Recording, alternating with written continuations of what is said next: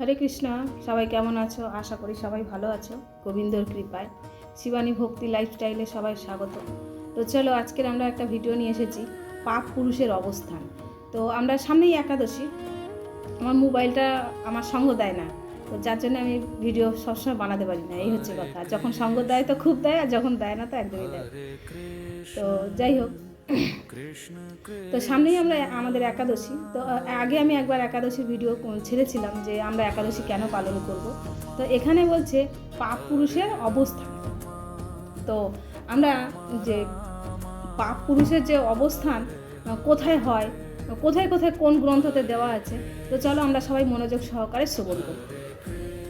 নমো বিষ্ণুপাদায় কৃষ্ণপৃষ্ঠায় ভূতলে শ্রীমতে ভক্তিবেদান্ত স্বামিনীতি নামিনে নমস্তে সরস্বতী দেবে গৌরবাণী প্রচারিণে নির্বিশেষ শূন্যবাদী পাশ্চাত্য তারিণী জয় জগৎগুরু শিল প্রভুপাদ কি যায় পাঞ্ছাকল্পতরু হস্য কৃপা সিন্ধু এবচ পতিত তানাম পাবনে বৈষ্ণবে নমো নমঃ। জয় শ্রীকৃষ্ণ চৈতন্য প্রভু নিত্যানন্দ শ্রী অদ্বৈত গদাধর শিবাসাদি গৌরভক্তবৃন্দ। হরে কৃষ্ণ কৃষ্ণ কৃষ্ণ হরে হরে, হরে রাম রাম রাম হরে হরে। এই ভিডিওটা শোনার পরে আমার মনে হয় না যে কেউ একাদশী মিস করবে, খুব গুরুত্বপূর্ণ। তো চলো সবাই মনোযোগ সহকারে শ্রবণ করব। আর সামনেই আসছে আমাদের নৃসিংহ চতুর্দশী। তো এখানে প্রহ্লাদ মহারাজ যে ভগবানের স্তুতি করেছেন, তো সেই হিসেবে খুব সুন্দর একটা পালনীয় দিন, সবাই পালন করবেন। আমার তো খুব এতগুলো ভগবানের উপবাসের থেকে এই প্রহ্লাদের চরিত্রটা আমার ভীষণ ভালো লাগে।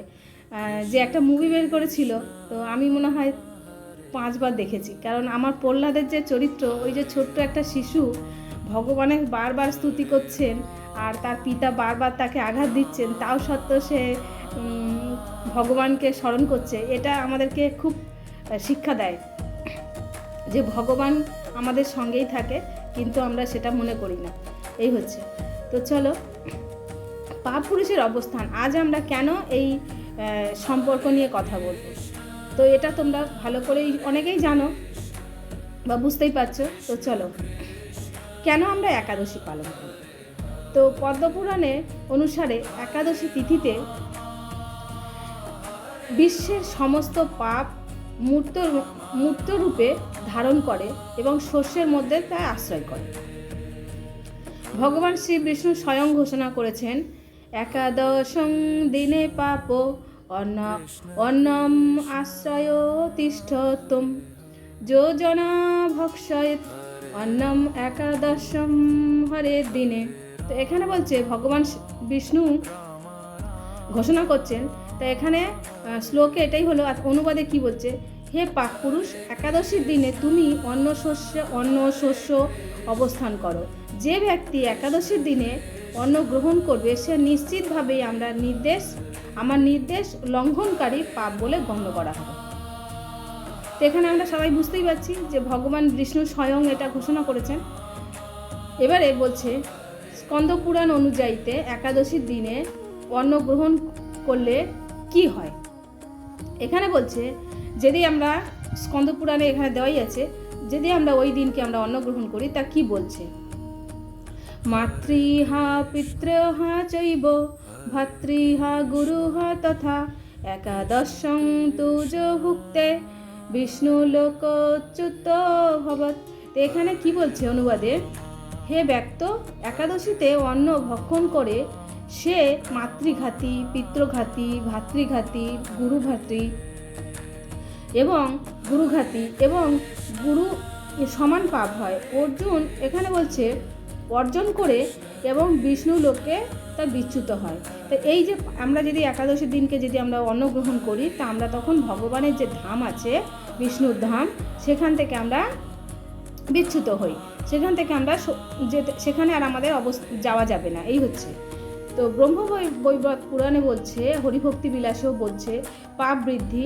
ব্রহ্মবৈবর্ত পুরাণে বলে একাদশী হলো পাপ বিনাশের তিথি। এই দিনে ব্রত না রাখা বা নিয়ম ভঙ্গ করা সরাসরি পাপ, তো বৃদ্ধির কারণ হয়। গো মাংস ভক্ষণের সমান হরিভক্তি বিলাসে বলছে।